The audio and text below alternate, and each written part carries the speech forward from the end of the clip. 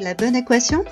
Des mathématiques plus la médecine, le tout multiplié par des entraînements, tu es sur la voie de la réussite. Vise le pass avec ISA. UE4, biomathématiques. Chapitre référent, des fonctions à une variable, fonction exponentielle. Premier exercice. On montre que le taux de comptage n, en coups par minute, d'une préparation d'or radioactif suit une loi exponentielle du temps t en jours, n égale n0 exponentielle de moins lambda t égale 8000 exponentielle de moins 0,25 t, où lambda est la constante radioactive de l'or et n0 le taux de comptage au temps t égale 0. Concernant cette fonction, cochez là où les réponses exactes. Deuxième exercice. Après injection intraveineuse d'un traceur radioactif, la radioactivité A détectée en regard d'une zone capillaire donnée est de la forme A égale K facteur de 1 moins exponentielle de moins alpha t. K et alpha étant des constantes strictement positives et t le temps. Concernant cette fonction, cochez là où les réponses exactes.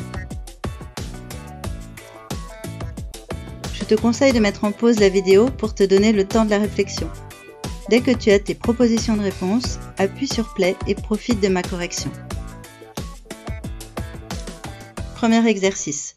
On montre que le taux de comptage grand N, en coups par minute, d'une préparation d'un or radioactif suit une loi exponentielle du temps, t, en jours, grand N égale n0 exponentielle de moins lambda t, égale 8000 exponentielle de moins 0,25 t, où lambda est la constante radioactive de l'or et n0 le taux de comptage au temps t égale 0.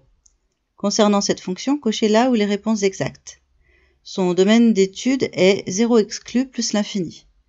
Donc cette fonction grand N existe pour un temps positif ou nul.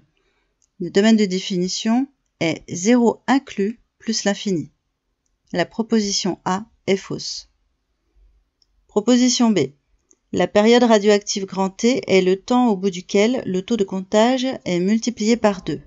Par définition, la période radioactive est le temps au bout duquel le taux de comptage est divisé par 2. La proposition B est fausse. Proposition C. La constante radioactive lambda s'exprime en minute moins 1. La dimension de lambda est effectivement t-1. Ici, le temps t est exprimé en jours, donc l'unité de lambda est naturellement des jours moins 1. La proposition C est fausse. Proposition D. Le taux de comptage moyen entre 0 et 4 jours est la moyenne des taux de comptage sur l'intervalle. En fait, pour calculer un taux de comptage moyen, il faut prendre l'intégrale de 0 à 4 de la fonction n de t dt. Donc la proposition D est fausse. Proposition E. Le taux de comptage moyen entre 0 et 4 jours s'exprime en CPM, c'est-à-dire coups par minute. Un taux de comptage s'exprime en effet en coups par minute. La proposition E est vraie. Deuxième exercice. Après injection intraveineuse d'un traceur radioactif, la radioactivité grand A détectée en regard d'une zone capillaire donnée est de la forme grand A égale K facteur de 1 moins exponentielle de moins alpha t. K et alpha étant des constantes strictement positives et t le temps. Concernant cette fonction, cochez là où les réponses exactes. Proposition A, il s'agit d'une exponentielle ascendante. Y égale K exponentielle de moins alpha t, avec K strictement positif et alpha strictement positif, est une fonction à décroissance exponentielle. En développant l'expression de A, on obtient grand A égale K moins K exponentielle de moins alpha t. On reconnaît le K exponentielle de moins alpha t qui en fait une décroissance exponentielle. Étant multiplié par moins 1, cela inverse la monotonie. Cela inverse par conséquent son sens de variation. La fonction décroît. L'ajout de plus K ne change rien à la nouvelle monotonie. La fonction est exponentielle ascendante. La proposition A est vraie. Proposition B. La courbe tourne sa concavité vers le haut. Pour déterminer la concavité d'une fonction, il faut faire la dérivée seconde de cette fonction. En prenant A égale K moins K exponentielle de moins alpha t et en utilisant la dérivée d'exponentielle de U, qui vaut U' exponentielle de U, je vais pouvoir calculer la première dérivée. A' est égal à 0 moins k fois moins alpha exponentielle de moins alpha t, ce qui s'écrit encore k alpha exponentielle de moins alpha t. Pour obtenir la dérivée seconde, je dois dériver la dérivée première.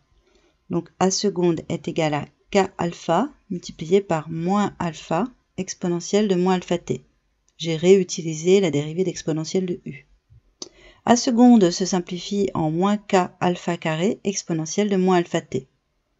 K alpha et exponentielle étant des valeurs toutes strictement positives, avec le moins qui est positionné devant, j'obtiens un résultat qui est strictement négatif. Donc la courbe tourne sa concavité vers le bas. La proposition B est fausse. Proposition C. K représente la valeur de la tangente horizontale. S'il existe une tangente horizontale, alors la dérivée de la fonction s'annule, c'est-à-dire k alpha exponentielle de moins alpha t égale à 0.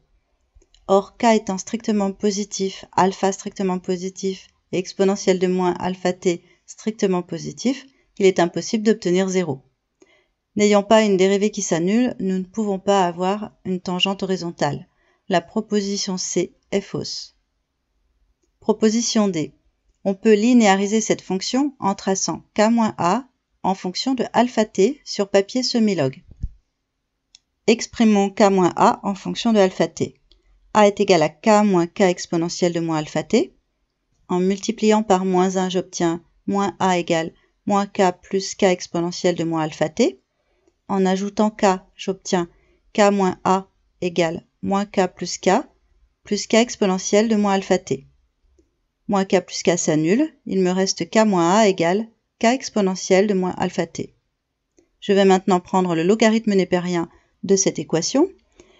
Ln de k moins a égale ln de k exponentielle de moins alpha t.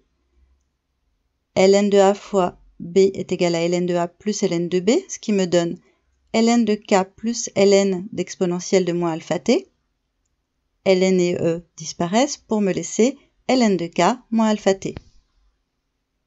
En considérant que moins 1 peut être le coefficient directeur de cette fonction, alpha t la variable telle qu'on me l'a demandé et ln de k l'ordonnée à l'origine, j'obtiens bien une fonction affine. Donc ln de k moins a peut être représentée comme une droite si je dispose de papier semi-log, avec le logarithme étant donné pour l'axe des y. La fonction est donc bien linéarisable. La proposition D est vraie. Proposition E. On peut linéariser cette fonction en traçant a moins k en fonction de t sur papier semi-log. Retranchons k à a, on obtient a moins k égale k moins k exponentielle de moins alpha t moins k. Je simplifie par k, il me reste moins k exponentielle de moins alpha t. K est strictement positif, exponentielle de moins alpha t est strictement positive. Avec le moins qui est positionné devant, j'obtiens un résultat négatif. Je ne peux donc pas prendre le logarithme de ce résultat, je ne peux donc pas linéariser cette fonction avec du papier semi-log. La proposition E est fausse. Continue à t'entraîner avec ces autres questions issues des annales de première année de médecine. Si tu es bloqué par une question ou une incompréhension de cours, indique-le en commentaire. Si tu souhaites me donner un petit coup de pouce, je t'invite à aller visionner une publicité sur Tipeee, voire même faire un petit don si le cœur t'en dit. Si la vidéo t'a plu, tu peux la liker pour m'en remercier et la partager autour de toi. Pour ne pas manquer mes prochains QCM, active la cloche et abonne-toi à ma chaîne. Je te souhaite bon courage et te dis à bientôt.